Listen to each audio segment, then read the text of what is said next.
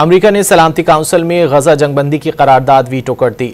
سلامتی کونسل کے 15 اراکین میں سے 14 نے غزہ میں مستقل جنگ بندی اور امداد کی بلا رکاوٹ فراہمی کی قرارداد کے حق میں ووٹ دیا۔ قرارداد پیش کرنے والے اور حق میں ووٹ دینے والوں میں پاکستان بھی شامل تھا۔ پاکستانی مندوب عاصم افتخار نے امریکہ کی جانب سے قرارداد ویٹو کیے جانے کو افسوسناک قرار دے دیا۔ عاصم افتخار نے کہا کہ قرارداد مسترد ہونے سے خطرناک پیغام جائے گا۔ جنگ بندی کی قرارداد مسترد ہونا عالمی انسانی قوانین کی خلاف ورزی ہے۔ پاکستانی مندوب نے کہا کہ سلامتی کونسل کی جانب سے جنگ بندی قرارداد کی ناکامی تاریخ میں یاد رکھی جائے گی۔ امریکہ نے سلامتی کونسل میں غزہ جنگ بندی کی قرارداد ویٹو کر دی۔ سلامتی کونسل کے 15 اراکین میں سے 14 نے غزہ میں مستقل جنگ بندی اور امداد کی بلا رکاوٹ فراہمی کی قرارداد کے حق میں ووٹ دیا۔ قرارداد پیش کرنے والے اور حق میں ووٹ دینے والوں میں پاکستان بھی شامل تھا۔